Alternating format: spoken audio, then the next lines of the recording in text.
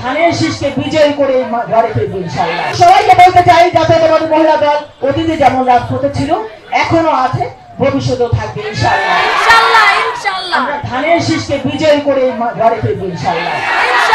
আমাদের সেই নেত্রী, যার জন্য আমরা আন্দোলন সংগ্রাম করেছি, তিনি হাঁটতে হাঁটতে জেলে গেলেন, বিনা কারণে, বিনা চিকিৎসা জেলে গেলেন, আর তাকে আজকে হুইল চেয়ারে করে চলাফেরা করছে।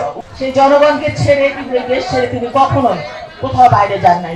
তিনি কোনো অন্যায়, সবসময় অন্যায়ের বিরুদ্ধে আপোষ কখনই করেন নাই। সেই নেত্রী, যাকে দেখে আমরা মহিলা দল করার উৎসাহ পেয়েছি, তার কাছে একজন নেতা থেকে শুরু করে একজন কর্মী পর্যন্ত সমান। তিনি প্রত্যেকটা মানুষকে চেনেন এবং মূল্যায়ন করেন।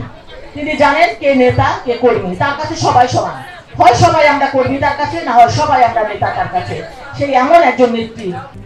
RICL TMX, যুগের পর যুগ স্থাপনা থাকে মজবুত।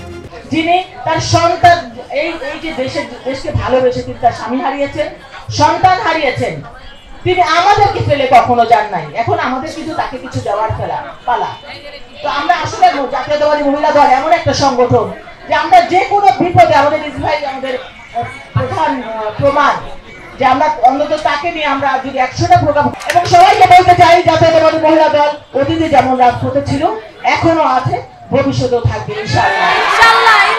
আমরা ধানের শীষকে বিজয় করে ঘরে ফিরবো ইনশাআল্লাহ। আমাদের সেই নেত্রী, যার জন্য আমরা আন্দোলন সংগ্রাম করেছি, তিনি হাঁটতে হাঁটতে জেলে গেলেন, বিনা কারণে, বিনা চিকিৎসা জেলে গেলেন, আর তাকে আজকে হুইল চেয়ারে করে চলাফেরা করছে। মানুষ আপনাকে ভালোবাসে, আপনাকে চায়। এখানে আপনার ব্যাপারে কোনো দল মত নেই, কোনো দল নেই। আপনাকে দল মত নির্বিশেষে সবাই আপনাকে সম্মান করে, শ্রদ্ধা করে এবং ভালোবাসে। তাই আমরা আজকের এই দোয়া মাহফিলে আপনার আশু সুস্থতা কামনা করছি।